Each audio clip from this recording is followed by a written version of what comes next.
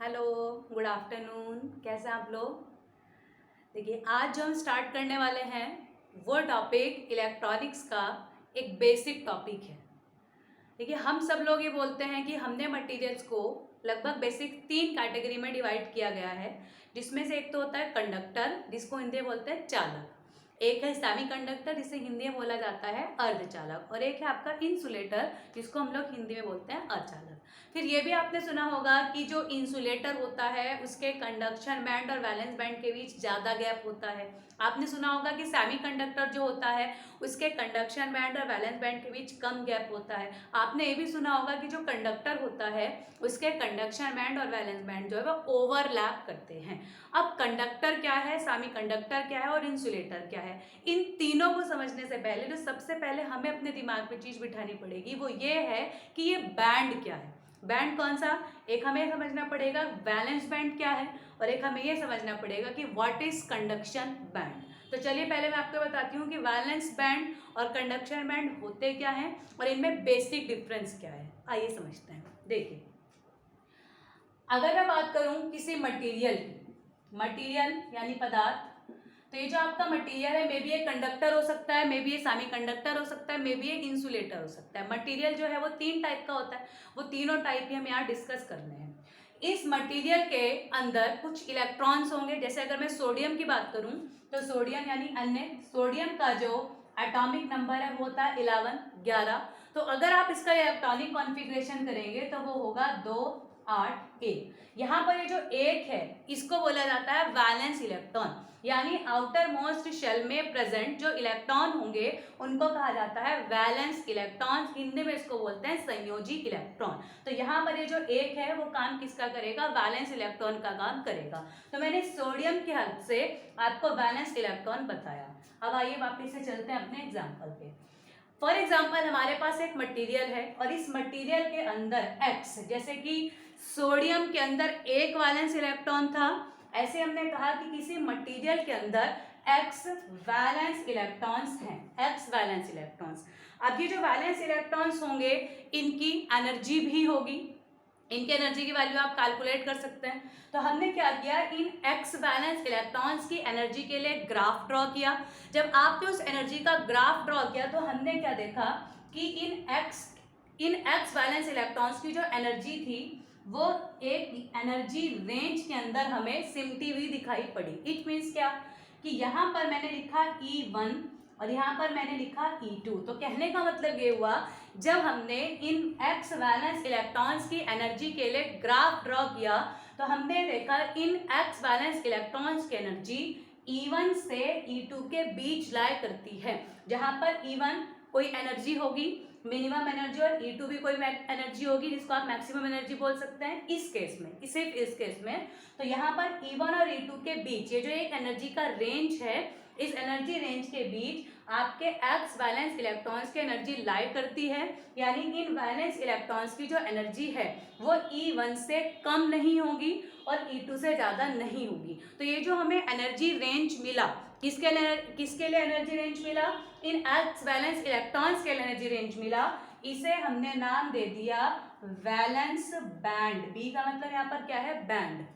इसको आप लिख सकते हैं वैलेंस बैंड, ऐसे करके कंप्लीट लिखा जा सकता है। इसको वैलेंस बैंड ही क्यों बोला गया? क्योंकि ये जो एनर्जी रेंज है ये वैलेंस इलेक्ट्रॉन्स की एनर्जी रेंज को रिप्रेजेंट कर रही है, इसलिए इस एनर्जी रेंज को हमने नाम दिया वीपी इन शॉर्ट, और इसको आप फुल फॉर्म में बोल सकते हैं वैलेंस बैंड। तो आई थिंक आपको वैलेंस बैंड क्लियर हुआ होगा कि वैलेंस बैंड क्या होता है। अब चलिए अब बात करते हैं कंडक्शन बैंड की। What is conduction band? अगर हम आउटर मोस्ट शेल की बात करें तो आउटर मोस्ट शेल में हमारे पास एक्स इलेक्ट्रॉन्स प्रेजेंट हैं। ये एक्स इलेक्ट्रॉन्स फिलहाल ये क्या है? वैलेंस इलेक्ट्रॉन्स हैं। अगर हम इन वैलेंस इलेक्ट्रॉन्स को कुछ एनर्जी दें तो होगा क्या? एक तो ये पहले ही सबसे आप बाहर वाले शेल में है, सबसे बाहर वाले ऑर्बिट में है, पहले से ही एक्साइटेड होंगे। अगर आप इनको और एनर्जी देंगे तो ये और एक्साइटेड होंगे, तो ये अपने ऑर्बिट को छोड़कर बाहर जाएंगे। जब ये अपने ऑर्बिट को छोड़कर बाहर जाएंगे तो ये जो वैलेंस इलेक्ट्रॉन पहले अपने ऑर्बिट में प्रेजेंट थे, हमने इन्हें तब वैलेंस इलेक्ट्रॉन से संबोधित किया, वैलेंस इलेक्ट्रॉन से इनका इंट्रोडक्शन दिया। जब आप इन्हें एनर्जी प्रोवाइड कराएंगे और ये अपने ऑर्बिट को छोड़कर बाहर जाएंगे तो यही वैलेंस इलेक्ट्रॉन अब कहलाएंगे फ्री इलेक्ट्रॉन। कौन? वैलेंस इलेक्ट्रॉन जो कि पहले ऑर्बिट में प्रेजेंट थे, जब हमने उन्हें एक्साइट किया, एनर्जी प्रोवाइड कराई, तो वही वैलेंस इलेक्ट्रॉन अपने शेल को छोड़कर जब बाहर जाएंगे तो वही वैलेंस इलेक्ट्रॉन अब क्या कहलाएंगे? अब वो कहलाएंगे फ्री इलेक्ट्रॉन। तो अब मैं अगर आपसे ये पूछूं वैलेंस इलेक्ट्रॉन और फ्री इलेक्ट्रॉन में ज़्यादा एनर्जी किसकी होगी, तो आप सबका आंसर यही होगा, फ्री इलेक्ट्रॉन की होगी। क्यों होगी? क्योंकि जब हम वैलेंस इलेक्ट्रॉन को कुछ एनर्जी प्रोवाइड कराएंगे तभी तो वो वैलेंस इलेक्ट्रॉन अपने शेल को छोड़ेगा और छोड़ने के बाद ही उसको फ्री इलेक्ट्रॉन कहा जा सकता है। तो वैलेंस और फ्री इलेक्ट्रॉन में ज़्यादा एनर्जी किसकी होगी? फ्री इलेक्ट्रॉन की होगी। आगे चलते हैं। अब ये जो हमने एनर्जी रेंज बनाया था जिसको हमने वैलेंस बैंड का नाम दिया, ये वैलेंस बैंड किन इलेक्ट्रॉन्स के लिए वैलिड था? For valence electron. Valence electron की एनर्जी के लिए जो हमने एनर्जी रेंज तैयार किया उस रेंज को हमने क्या कहा? वैलेंस बैंड कहा। अब इसी तरह अगर फ्री इलेक्ट्रॉन्स के लिए जो एनर्जी रेंज हम तैयार करेंगे उसको यहाँ ड्रॉ किया जाए। पहले तो आप ये देखिए, फ्री इलेक्ट्रॉन और वैलेंस इलेक्ट्रॉन में फ्री इलेक्ट्रॉन की एनर्जी ज़्यादा होगी तो उनका जो एनर्जी रेंज बनेगा वो वैलेंस बैंड से ऊपर बनेगा। ऊपर क्यों बनेगा? क्योंकि वैलेंस इलेक्ट्रॉन और फ्री इलेक्ट्रॉन में फ्री इलेक्ट्रॉन्स की एनर्जी ज़्यादा होगी तो इनका जो आप एनर्जी रेंज बनाएंगे वो वैलेंस इलेक्ट्रॉन के कंपैरिजन में ऊपर की तरफ बनाएंगे, क्योंकि इनकी एनर्जी वैलेंस इलेक्ट्रॉन से कैसी होगी? ज़्यादा होगी। तो यहाँ पर अगर मैं फ्री इलेक्ट्रॉन्स के लिए एक एनर्जी रेंज को ड्रॉ करूं जिसको मैंने रिप्रेजेंट कर दिया E1 डैश और E2 डैश से, तो ये जो एनर्जी रेंज है ये रिप्रेजेंट करता है CB को, और CB की यहाँ पर फुल फॉर्म हो जाएगी कंडक्शन बैंड, जिसको हिंदी में कहा जाता है चालन बैंड। ठीक है, तो इस तरह से जब हमने वैलेंस इलेक्ट्रॉन्स के लिए एनर्जी रेंज को देखा तो जो एनर्जी रेंज हमें मिला, एनर्जी की जो हमें परास मिली, जो रेंज मिला, उसको हमने क्या नाम दिया? Valence band. और वही वैलेंस इलेक्ट्रॉन्स जब एक्साइटेड होकर फ्री इलेक्ट्रॉन में कन्वर्ट होंगे तो उनका जो रेंज होगा उस एनर्जी रेंज को हमने नाम दिया कंडक्शन बैंड, जिसको हिंदी में कहा जाता है चालन बैंड। ठीक है, तो हमेशा जो वैलेंस बैंड होगा वो नीचे बनता है क्योंकि वो लोअर एनर्जी बैंड गैप होगा, और जो कंडक्शन बैंड होगा वो ऊपर की तरफ बनेगा क्योंकि वो हायर एनर्जी बैंड होगा। ठीक है, आगे देखिएगा। अब यहाँ पर बीच में जो गैप है वैलेंस बैंड और कंडक्शन बैंड के बीच, इसको कहा जाता है फॉरबिडन एनर्जी गैप। और फॉरबिडन एनर्जी गैप क्या होता है इसको भी हम आगे डिस्कस करेंगे। तो अभी मैंने आपको ये बताया कि वैलेंस बैंड और कंडक्शन बैंड क्या होते हैं। अब वैलेंस बैंड और कंडक्शन बैंड की हेल्प से हम ये यहाँ पर डिफाइन करेंगे कि कंडक्टर क्या होता है, सेमी कंडक्टर क्या होता है और इंसुलेटर क्या होता है। ठीक है, चलिए आइए डिफाइन करते हैं।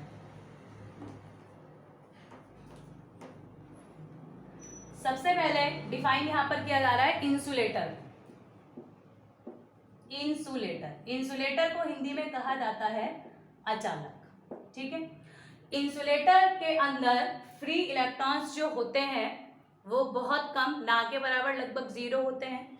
इंसुलेटर के केस में वैलेंस बैंड और कंडक्शन बैंड कैसे बनेगा देखिए, पहले वो चेक करते हैं। यहाँ पर ये जो मैंने बॉक्स ड्रॉ किया, ये बॉक्स नीचे की तरफ ये किसको रिप्रेजेंट करेगा? VB को, यानी वैलेंस बैंड को। ठीक है, इसी तरह यहाँ पर ऊपर की तरफ ये जो मैंने यहाँ पर बॉक्स ड्रॉ किया ये किसको रिप्रेजेंट करेगा? CB को, यानी कंडक्शन बैंड को।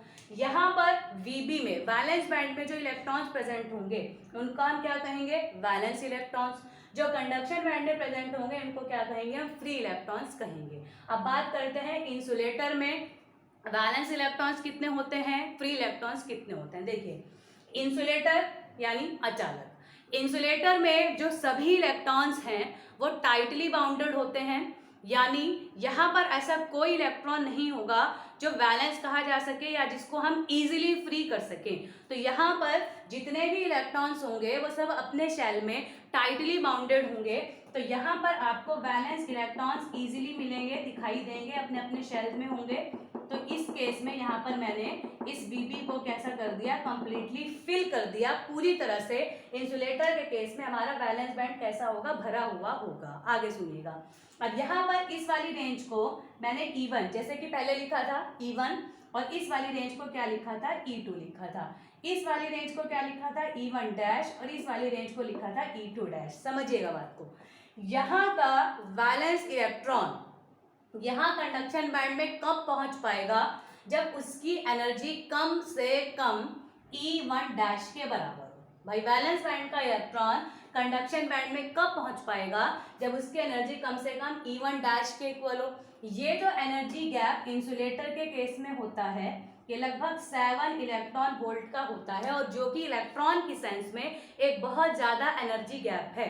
तो ये बहुत मुश्किल है कि यहाँ इंसुलेटर के केस में वैलेंस बैंड के इलेक्ट्रॉन को इतना एक्साइटेड किया जा सके कि वो इस गैप को पार करके कंडक्शन बैंड में पहुंच जाए। यानी कंडक्शन बैंड में इलेक्ट्रॉन का पहुंचना इस केस में बहुत ही मुश्किल है। जब कंडक्शन बैंड में इलेक्ट्रॉन नहीं पहुंच पाएगा तो ये वाला केस आपका कंडक्शन बैंड कैसा होगा, आपका फ्री, या आप इसको कह सकते हैं कंडक्शन बैंड कैसा होगा, आपका एम्प्टी यानी खाली। कंडक्शन बैंड में कोई फ्री इलेक्ट्रॉन नहीं पहुंचेगा।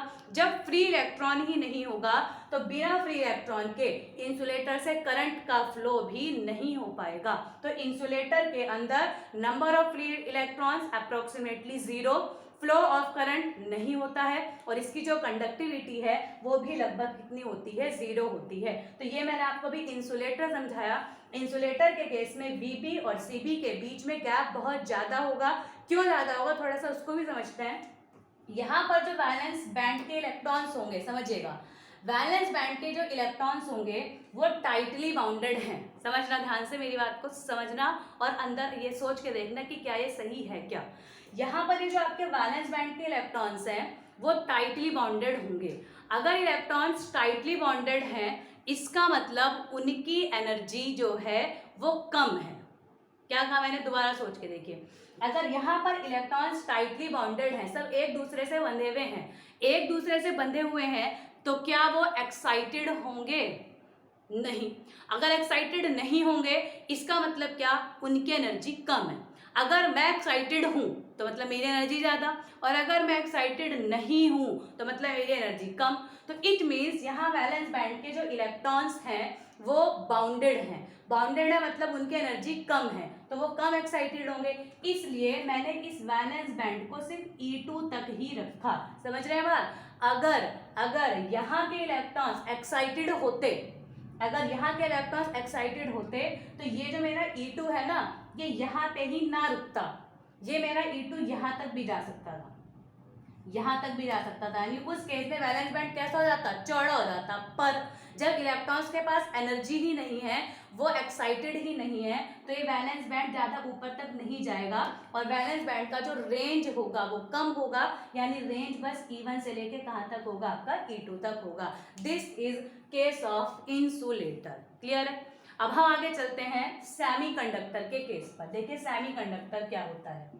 सेमीकंडक्टर, सेमीकंडक्टर को हिंदी में कहा जाता है अर्धचालक। सेमीकंडक्टर को हम लोग हिंदी में क्या बोलते हैं, अर्धचालक। ठीक है। अब कंपैरिजन का समय आ गया, कंपैरिजन करते हैं।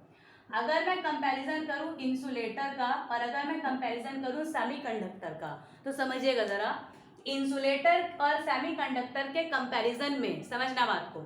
सेमीकंडक्टर के पास वैलेंस इलेक्ट्रॉन्स जो होंगे उनकी एनर्जी ज्यादा होगी, और इंसुलेटर के पास जो इलेक्ट्रॉन्स थे उनकी एनर्जी कैसी थी, कम थी।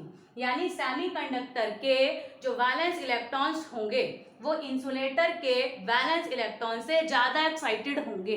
जितने ज्यादा एक्साइटेड होंगे वैलेंस बैंड जो है वो उतना ही आपका चौड़ा हो जाएगा। Is that clear. सेमीकंडक्टर के जो वैलेंस इलेक्ट्रॉन्स होते हैं उनका जो एनर्जी है वो इंसुलेटर के इलेक्ट्रॉन से ऑलरेडी ज्यादा होता है, क्योंकि सेमीकंडक्टर के इलेक्ट्रॉन पहले से ही एक्साइटेड होंगे इंसुलेटर से ज्यादा।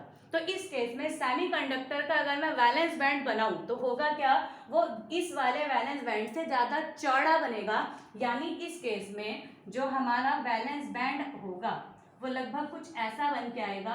ये हो गया फॉर एग्जांपल E1 और ये क्या हो गया आपका E2 और इसको आप क्या कहेंगे VB यानी वैलेंस बैंड। चलिए कंपेयर करते हैं। यहाँ पर मैक्सिमम मैंने एनर्जी कितनी लिखी थी वैलेंस इलेक्ट्रॉन की E2 और यहाँ पर मैंने कितनी लिखी है E2। पर आप खुद चेक करिए, यहाँ ये जो सेमीकंडक्टर का केस है, सेमीकंडक्टर के केस में जो E2 है वो इंसुलेटर के केस के E2 से तो बहुत ज़्यादा है। यानी सेमीकंडक्टर के जो वैलेंस इलेक्ट्रॉन्स होंगे उनका जो एनर्जी रेंज होगा वो ज़्यादा होगा इन कंपैरिजन टू इंसुलेटर। ये वाले जो इलेक्ट्रॉन्स है वो पहले से ही एक्साइटेड होंगे इन कंपैरिजन टू इंसुलेटर। अब आप खुद सोच के देखिएगा, जो इलेक्ट्रॉन्स कम एक्साइटेड थे उन्हें कंडक्शन बैंड तक पहुंचाने के लिए हमें बहुत मेहनत करनी पड़ेगी, ठीक है। और वो मेहनत किसके बराबर थी, लगभग 7 इलेक्ट्रॉन वोल्ट के बराबर थी।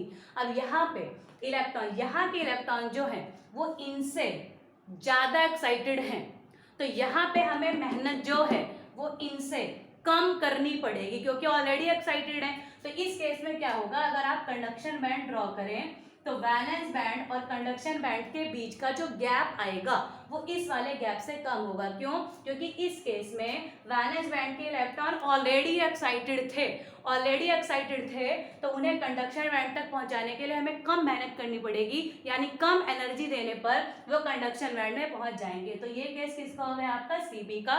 और ये जो गैप होगा इनका, ये लगभग गैप होता है 1 इलेक्ट्रॉन वोल्ट का। किसके केस में, इन केस ऑफ सेमीकंडक्टर। तो अगर आप इंसुलेटर और सेमीकंडक्टर का कंपैरिजन करें तो यहाँ पर गैप जो है वो लगभग 1 इलेक्ट्रॉन वोल्ट होगा और यहाँ पर वो कितना होता है, लगभग 7 इलेक्ट्रॉन वोल्ट। तो इस केस में क्या होगा, इस केस में टेम्परेचर बढ़ाने पर, एनर्जी देने पर वैलेंस बैंड के इलेक्ट्रॉन्स एक्साइटेड होकर इजीली कंडक्शन बैंड में मूव कर जाएंगे। जब कंडक्शन बैंड में इलेक्ट्रॉन्स पहुंचेंगे मतलब वो फ्री हैं, फ्री इलेक्ट्रॉन जो होंगे वो करंट का फ्लो करा सकते हैं और इस केस में सेमीकंडक्टर की जो कंडक्टिविटी है वो बढ़ जाएगी। तो सेमीकंडक्टर के अंदर कंडक्टिविटी ज़्यादा होगी इन कंपैरिजन टू इंसुलेटर, ठीक है। लास्ट हम चलते हैं कंडक्टर पर। कंडक्टर क्या होता है, अब इसको देखते हैं। कंडक्टर का हिंदी में मतलब होता है चालक, ठीक है। चालक, नाम से पता चल रहा है, चलाने वाला, जिसके अंदर इजीली करंट चल सके, जिसके अंदर इजीली करंट फ्लो कर सके, उसे क्या कहेंगे आप, कंडक्टर कहेंगे। अब कंडक्टर के अंदर आप सबको पता है, कंडक्टर के अंदर जो है इलेक्ट्रॉन्स पहले से ही लूजली बाउंडेड होते हैं, यानी उनकी एनर्जी और ज़्यादा होगी, सेमीकंडक्टर से भी ज़्यादा होगी और इंसुलेटर से ज़्यादा तो होगी ही। तो अगर मैं कंडक्टर के वैलेंस इलेक्ट्रॉन्स की बात करूं तो वो और ज़्यादा एक्साइटेड हैं, इंसुलेटर से भी ज़्यादा और सेमीकंडक्टर से भी ज़्यादा। तो अगर कंडक्टर के केस में आप वैलेंस बैंड बनाएंगे तो वो और चौड़ा बनेगा। क्यों चौड़ा बनेगा, क्योंकि वैलेंस बैंड की एनर्जी और ज़्यादा होगी, कंडक्टर के जो वैलेंस इलेक्ट्रॉन्स हैं वो और एक्साइटेड होंगे। तो ये जो एनर्जी रेंज है, इस एनर्जी रेंज को मुझे थोड़ा और चौड़ा बनाना पड़ेगा। तो अगर मैं इसको रब करके कंडक्टर का वैलेंस बैंड बनाऊं तो वो लगभग ऐसा बन जाएगा, E1 E2 और ये क्या है आपका VB। ये इतना चौड़ा क्यों बना, ये इतना चौड़ा इसलिए बना क्योंकि कंडक्टर के जो वैलेंस इलेक्ट्रॉन्स हैं उनका एनर्जी रेंज पहले से ही ज़्यादा होगा, वो पहले से ही एक्साइटेड होंगे, तो मुझे E2 जो है वो ऊपर तक यहाँ दिखाना पड़ा। Is that clear.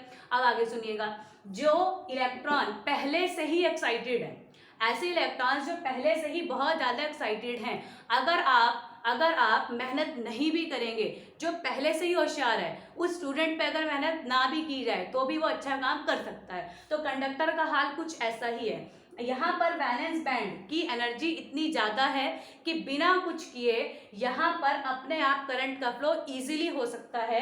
तो इस केस में अगर मैं कंडक्शन बैंड बनाऊं तो कंडक्शन बैंड जो बनेगा वो कुछ ऐसा बनेगा, ठीक है। ये E2, ये E1 डैश और ये क्या होगा आपका E2 डैश और ये क्या है आपका CB। आप खुद चेक करिएगा कि जो वैलेंस बैंड है उसका रेंज इतना ज़्यादा था कि वो कंडक्शन बैंड के रेंज को क्या कर गया, ओवरलैप कर गया। तो ये जो पोर्शन है ये ओवरलैपिंग को दिखा रहा है। ये पोर्शन क्या शो करेगा, ये पोर्शन ये शो करता है कि कुछ वैलेंस इलेक्ट्रॉन्स ऐसे थे जिनकी एनर्जी फ्री इलेक्ट्रॉन्स के इक्वल थी। क्यों कहा मैंने ऐसा, कंडक्शन बैंड में जो इलेक्ट्रॉन्स प्रेजेंट होंगे उन्हें क्या कहेंगे, फ्री इलेक्ट्रॉन।